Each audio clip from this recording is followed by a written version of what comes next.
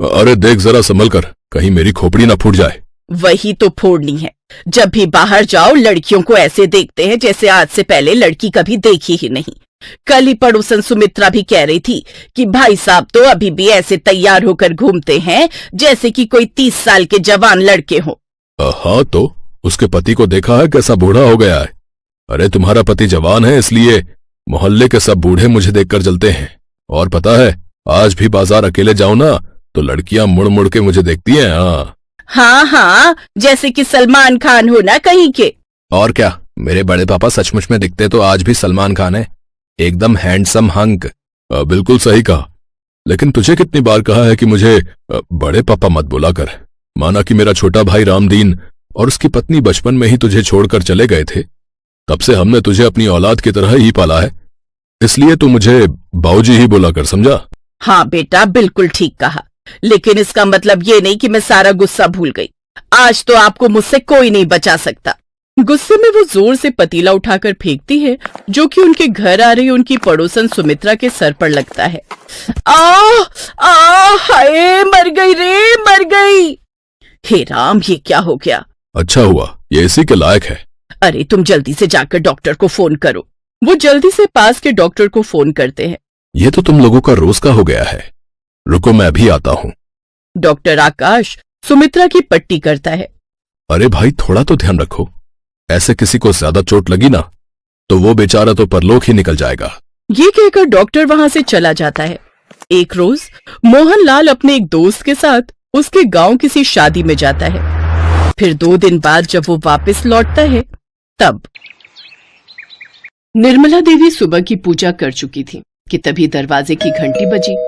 रेखा बहू, जरा देखो तो लगता है तुम्हारे बाबूजी आ गए।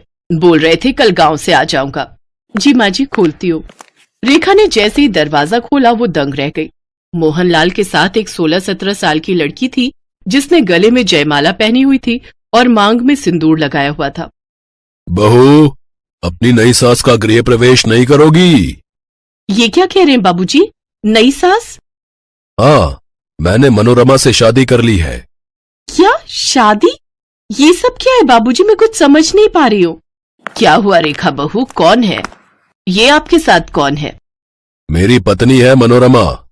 मैंने इससे गांव में शादी की है, अब ये हमारे साथ ही रहेगी। ये कैसी शर्मनाक बातें कर रहे हैं? आपने दूसरी शादी कर ली और वो भी एक बच्ची से जो हमारे बच्चों की उम्र की है। घर में बहू बेटा है और आप इस उम्र में अपने बच्चों के बराबर की लड़की को शादी करके ले आए हो। आपको ये जरूरत क्यों पड़ गई? अरे मेरी मर्जी, मुझे मनोरमा पसंद आई तो मैंने उससे शादी कर ली। मनोरमा मेरा बहुत ख्याल रखती है। तुम्हारी उम्र हो चुकी है, तुम तो मेरा बिल्कुल भी ख्याल नहीं रखती हो। अब जहां मेरी कमी पूरी होगी वहीं तो मैं जाऊंगा ना। जो मेरा ख्याल करेगा मैं उसे ही तो अपने साथ रखूंगा। मोहनलाल जी ठीक कह रहे हैं। मैं और मोहनलाल जी एक दूसरे से बहुत प्यार करते हैं। जब हम दोनों को इस शादी से कोई ऐतराज नहीं है तो आप बीच में बोलने वाली कौन होती हैं? अब से मैं इसी घर में रहूंगी मोहनलाल जी के साथ। बाबूजी, आप ये ठीक नहीं कर रहे हो। माँ के होते हुए आप दूसरी शादी नहीं कर सकते। राजीव ठीक कह रहे हैं। एक शादी होते हुए दूसरी शादी करना कानूनी जुर्म है। और वैसे भी मनोरमा नाबालिग है। एक नाबालिग से शादी करना भी जुर्म है। माँ जी अगर चाहे तो आपके खिलाफ पुलिस में रिपोर्ट कर सकती हैं। पुलिस में रिपोर्ट करके दिखाए, अभी कमरे में जाऊंगा और अपनी जान दे दूंगा।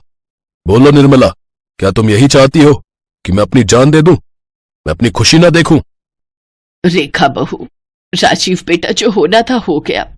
इन्होंने अपनी मर्जी करनी थी कर ली, अब कुछ नहीं हो सकता। मनोरमा को यहाँ रहने दो। मैं नहीं चाहती मेरी वजह से कोई अपनी जान दे। मनोरमा मोहनलाल के साथ पत्नी बनकर घर में रहने लगी। कुछ दिनों बाद मनोरमा के माँ बाप भी रहने के लिए आ गए। उन्होंने कभी शहर का रहन सहन नहीं देखा था। आते से ही पूरे घर को नरक बना दिया। रसोई में से तो बड़ी गंदी बदबू आ रही है। रसोई में क्या बन रहा है? माँ जी, मनोरमा अपने घर वालों के लिए मछली बना रही है। बाबूजी ने खुद बाजार से लाकर दी है। क्या मछली, और वो भी मेरी रसोई में? ये क्या हो रहा है?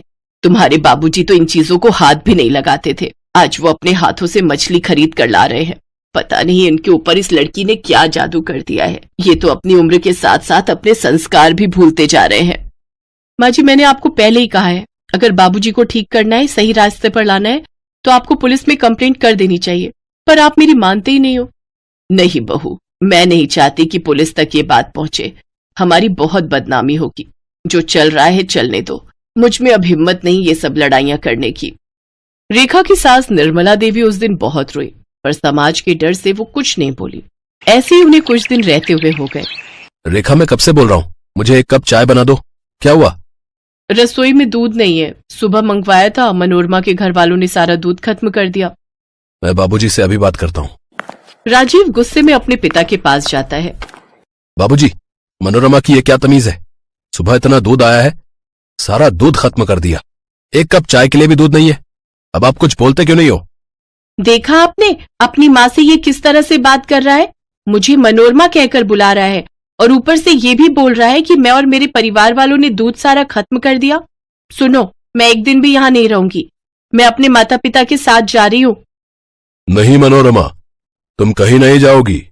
राजीव, मनोरमा तुम्हारी माँ है, उससे ढंग से बात करो। मेरी बस एक ही माँ है, जिसने मुझे जन्म दिया है। ये छोटी सी बच्ची मेरी माँ नहीं बन सकती। ये बेशर्मी भरी बातें मेरे सामने मत करो। मैं पहले गुस्से से भरा हुआ बता रहा हूं। आप एक काम करो, इस जायदाद का बंटवारा कर लो। अपने हिस्से की अपने पास रखो और मेरे हिस्से की मुझे दे दो। मैं माँ को लेकर अलग हो जाऊंगा। हाँ ठीक है, मुझे इसमें कोई ऐतराज नहीं है। मैं कल ही वकील को बुलाकर जायदाद के 2 हिस्से कर लेता हूँ, फिर हम यहां से चले जाएंगे। रहना तुम अपनी माँ के साथ आराम से। जायदाद के हिस्से की बात सुनकर मनोरमा थोड़ी घबरा जाती है। वो तो कुछ और ही सोच रही थी। मनोरमा बेटी, ये बुढ़ा आधी जायदाद अपने बेटे के नाम कर रहा है। हमने इस बुढ़े के साथ तेरी शादी इसलिए थोड़ी की थी ये आधी जायदाद हाथ से निकल जाए। अरे, हमने तो इसलिए तेरी शादी इस बुढ़े के साथ करवाई थी ताकि पूरी जायदाद की मालकिन तू बन जाए और इस बुढ़े के कुछ सालों में मरने के बाद हम आराम से ऐश करें। चिंता मत करो बापू, ये पूरी जायदाद हमारी ही होगी। मैं कोई रास्ता ढूंढती हूँ। अगर जरूरत पड़ी तो इस बुढ़े और इसके पूरे परिवार को ऊपर पहुंचा देंगे। मनोरमा नहीं जानती थी कि उसकी बातों की सारी रिकॉर्डिंग रेखा अपने मोबाइल फोन में कर चुकी है। रेखा ने चोरी छुपे मनोरमा और उसके माता पिता का वीडियो बना लिया और अपने ससुर को दिखा दिया।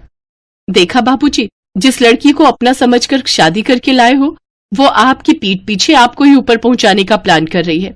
अभी भी समय है, संभल जाओ बाबूजी। इस परिवार को बर्बाद होने से अब आप ही बचा सकते हो।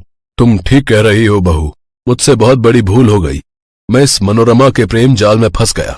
नहीं, अब ये इस घर में बिल्कुल नहीं रहेगी। ऐसे भी दूसरी शादी का कोई मतलब नहीं बनता। मनोरमा मेरी कुछ नहीं है। रेखा की चाल कामयाब रही।